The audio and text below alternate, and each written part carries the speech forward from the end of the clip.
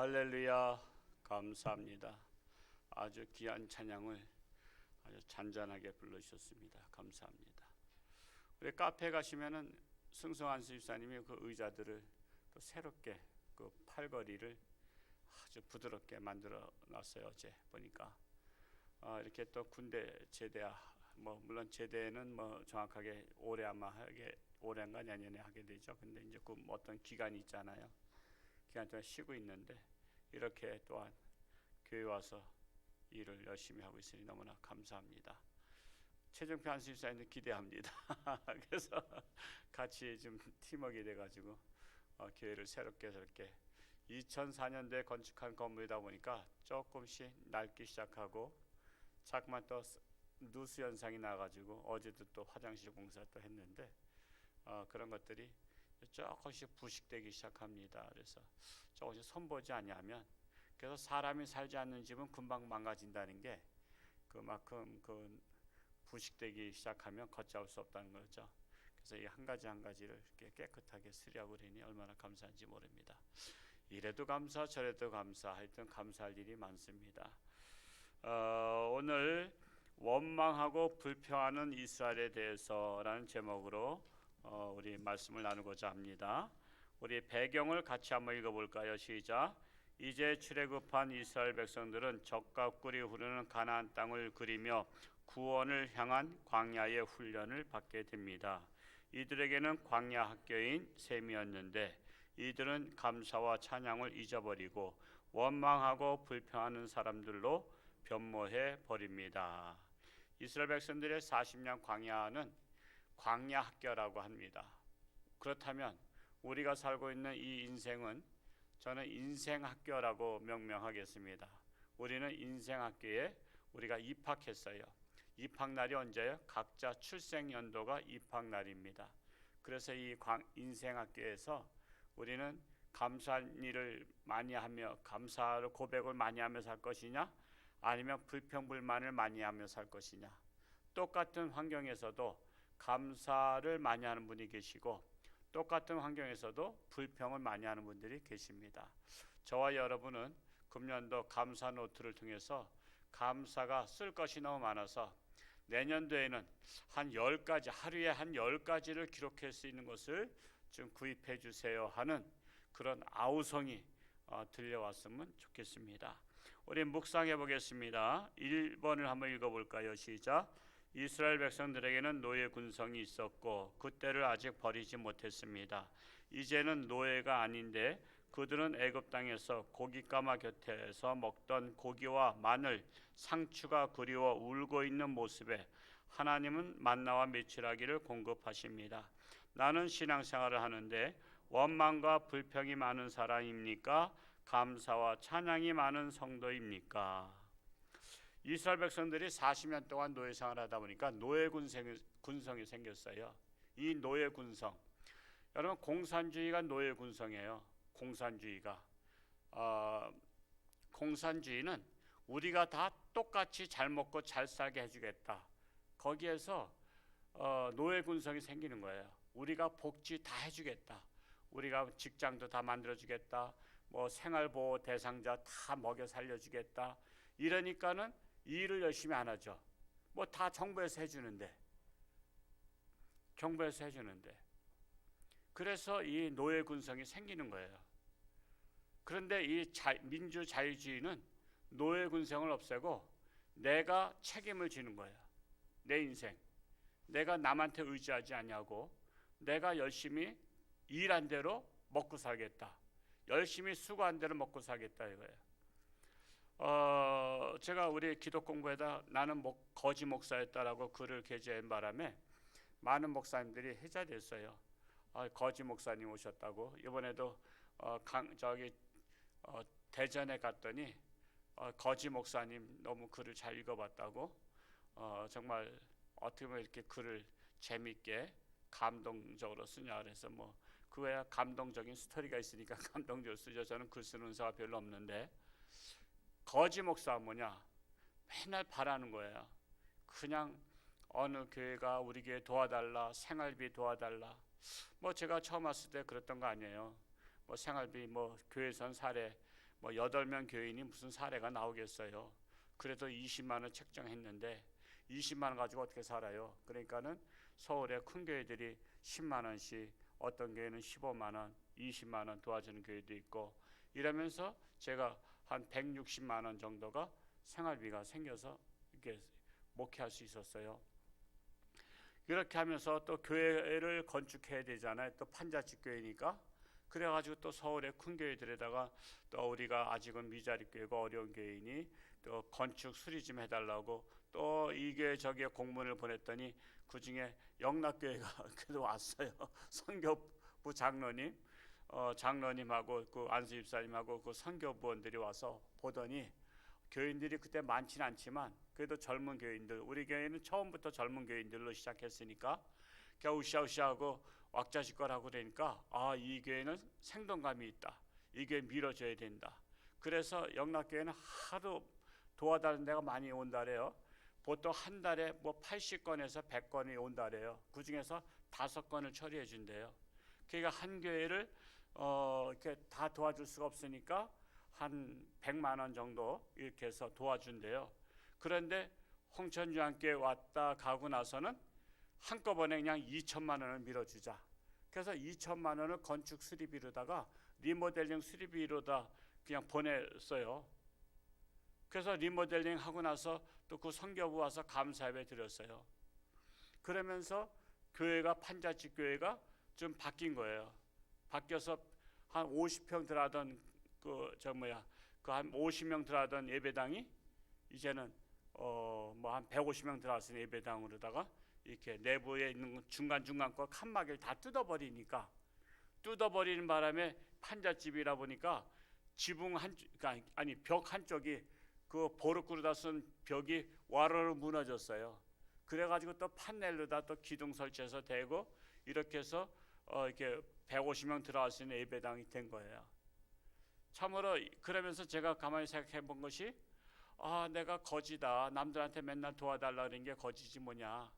내가 목사하면서 내가 도와달라는 목사가 되면 되겠는가. 내가 하나님께나 도와달라지 사람한테는 도와달라고 하지 말고 내가 하나님의 종인데, 그래서 제가 교인들한테 거지 목사였다고 고백했던 거예요. 그리고 우리는 이제 도와주는 교회가 됩시다 하고서는 그 다음에 자립을 선포하고 여기까지 온 거예요.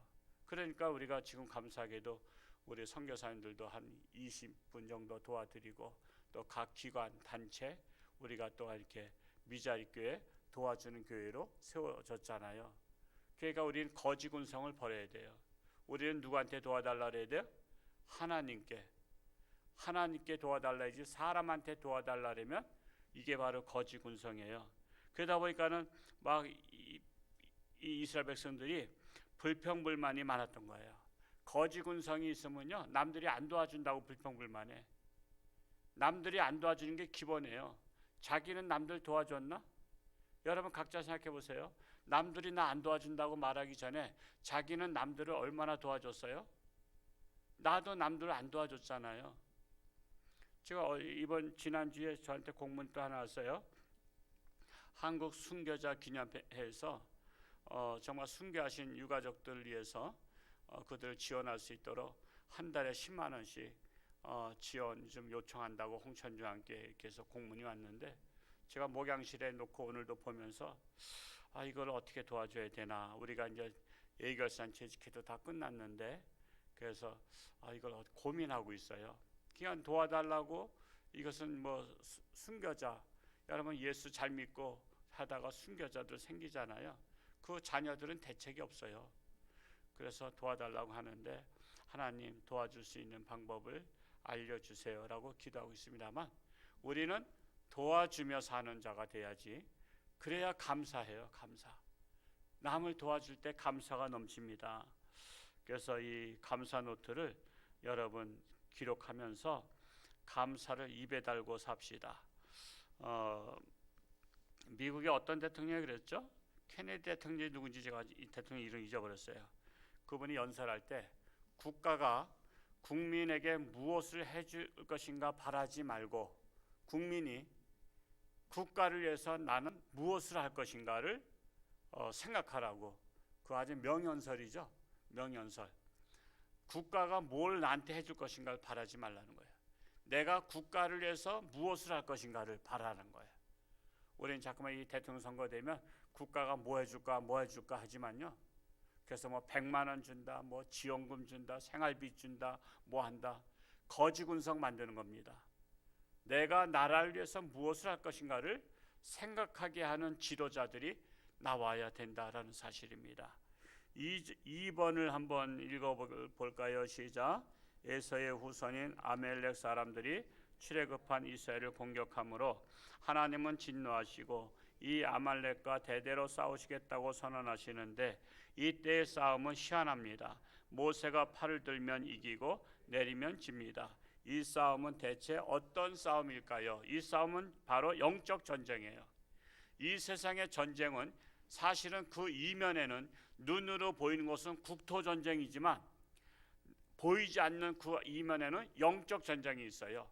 여호수아 군대가 앞에서 보이는 데선 싸우고 있지만 여호수아 군대가 잘 싸워서 이기는 게 아니라 아론과 모세가 기도하고 아론과 훌이 모세를 도와서 함께 기도할 때 여호수아가 잘 싸우는 거지, 기도하지 아니하면 여호수아 군대가 졌잖아요.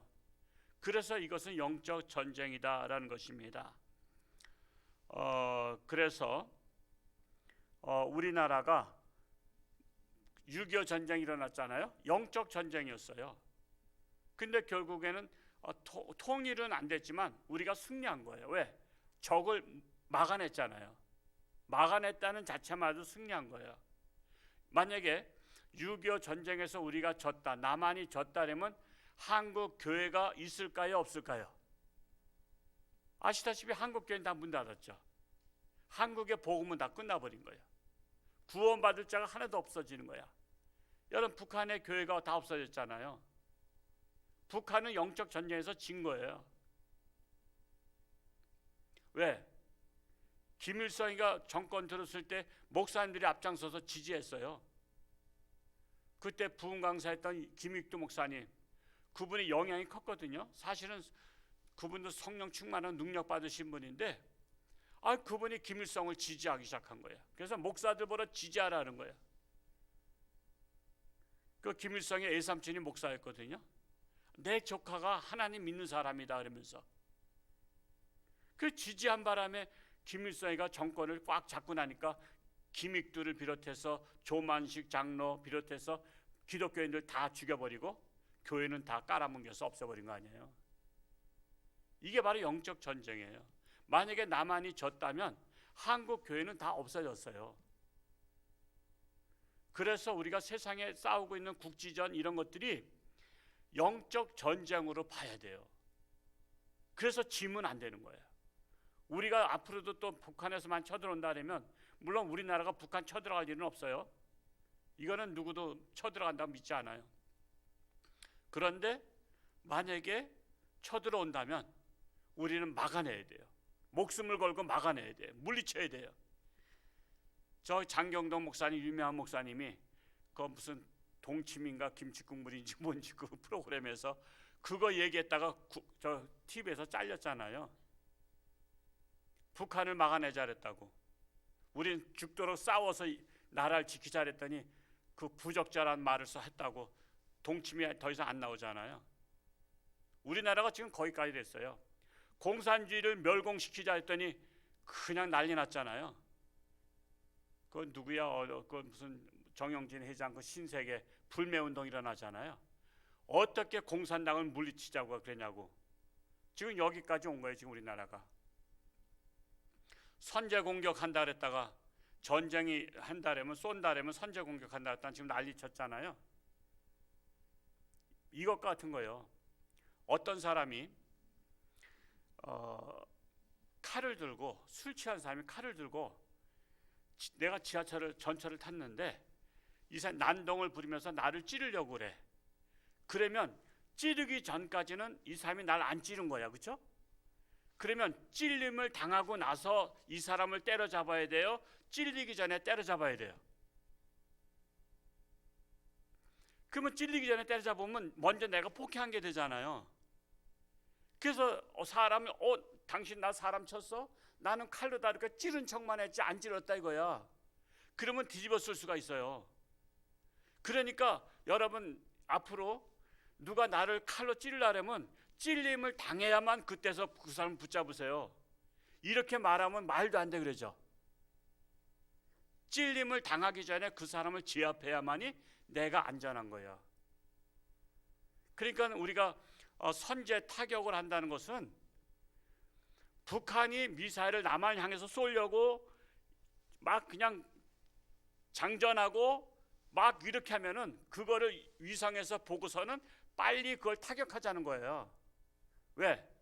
거기에다가 핵을 장착해서 남한을 쏘면 서울 인구 한 방에 다 날아갈 수 있어요. 그리고 또 남한이 항복 안 하면 경기도 인구 다 한 방에 날려보낸다 그러면 우리나라가 전쟁하겠어요? 그래서 쏘기 전에 그것을 무력화시켜야만이 피해를 당하지 않아요. 그런데 지금 선제 타격하자는 것을 반대하는 분들은 그러지 말라 이거야. 서울을 당하기 전에는 쏘지 말라 이거야. 서울을 당하거나 여기 어느 도시가 쑥대밭이 되고 나면 그때서 전쟁을 해야지 명분이 있다 이거예요. 참으로 기가 막히고 코가 막힌 일이죠. 그래서 우리가 잘 알아요. 이 세상 전쟁은 내면에는 영적인 전쟁이라는 거예요. 우리나라가 지면 이랬든 저랬든 저도 나가서 싸울 거예요. 싸워야 됩니다. 만약 북한 쳐들어오면요, 저도 자신 있어요. 제가 그래도 이래봬도 20발, 제가 20발도 다 쏜 사람이에요. 20발도 쏜 사람이에요. 전진무이탁이라고 해서 그냥 200m, 100m, 50m 타켓이 올랐다 내려갔다 올랐다 내려갔다는 거를 이 세 발 앞으로 뛰어가서 엎드려 쏴 하면은 숨이 깔딱깔딱 거리잖아요. 근데도 그것을 딱 멈추고선 쏴야 돼. 그런 걸 제가 20발도 제가 쐈던 사람이에요. 어떻게 해서든지 우리는 나라 지켜야 돼요. 나라 지키는 게 뭐죠? 우리의 신앙을 지키는 거예요. 나의 믿음을 지키는 겁니다. 그래서 우리가 그런 전쟁이 일어나지 않도록 영적 전쟁에 깨어서 기도해야 된다는 겁니다. 3번을 한번 읽어볼까요? 시작. 모세는 하루 종일 백성들의 삶 가운데서 벌어지는 갈등과 다툼을 조정하느라 리더십을 제대로 발휘할 수가 없었습니다. 장인 이드로가 추천한 방법은 무엇이며 지금 우리가 가진 위원회와 부서, 선교회가 어떻게 활용하면 좋을까요? 나라도 다투면 후퇴합니다. 여러분 다투면 후퇴해요. 지금 우리나라가 대선을 앞두고 지금 다투기만 하죠. 맨날 과거 꼬투리만 잡고 있어요. 과거 꼬투리만 잡아요. 여러분 우리가 과거 꼬투리들 다 여러분들 같이들 카페에서 깔깔거리고 했던 것들 다 녹취해 가서는 다 틀어놓으면요, 거기서 자유로울 사람 없어요. 지금 미래를 얘기해야 되는 지도자는 앞으로 우리나라가 이 방향 가야 됩니다. 우리나라가 문제점은 무엇이지만 이것을 어떻게 고쳐 나가야 됩니다라고 미래에 희망을 주는 지도자가 돼야 되는데, 어떻게 하면 남의 가정사나 꼬투리 잡고 막 비판을 받지 않냐로는 비판하지 말라 하잖아요. 근데 지금 비판한다고 비판이 먹혀요? 뭐 그냥 자기네들은 비리가 없나? 우린 다 마찬가지예요. 비판을 받지 않냐로는 비판하지 말라. 미래를 말하는 지도자가 세워져야 돼요. 그래서 참으로 우리가 지금 위원회가 어떤 일을 활용하면 좋을까요? 나중에 말씀을 또한 드리고자 합니다. 그래서 갈라디아서 5장 15절에 보면 만일 서로 물고 먹으면 피차 멸망할까 조심하라 그랬습니다. 한 기절 오늘 말씀을 읽으면서 마음에 와닿는 말씀 한 구절을 적고 되뇌어 봅시다. 저는 출애굽기 17장 12절을 적었어요. 12절 한번 읽어볼까요? 시작.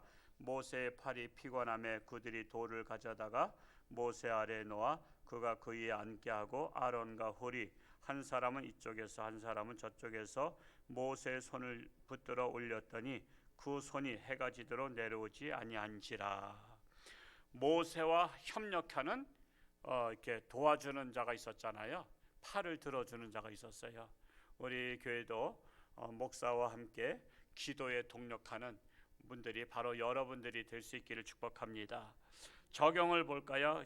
읽어볼까요? 한번 시작. 말씀을 묵상하면서 나의 삶에 적용할 것과 실제적으로 행동에 옮길 것을 구체적으로 적어봅시다. 저는 18장 25절을 적었습니다. 우리 같이 한번 읽어볼까요? 시작. 모세가 이스라엘 무리 중에서 능력 있는 사람들을 택하여 그들을 백성의 우두머리 곧 천부장과 백부장과 50부장과 10부장을 삼음에 그랬어요. 그래서 어디나 능력 있는 자가 되어야 된다는 거예요. 회장도 능력 있어야 돼요. 여러분 어디나 지도자는 능력 있어야 돼요. 기업의 회장도 능력 있어야 되고요. 사장도 능력 있어야 돼요. 우리 교회도 교구장 능력 있어야 돼요. 무슨 능력? 교구를 이끌어갈 수 있는 능력. 구역장은 구역을 이끌어갈 수 있는 능력. 목사는 교회를 이끌어갈 수 있는 능력이 있어야 돼요. 우리 교회가 특별헌금을 여러 가지 하고 있죠. 특별위원회가 있어요.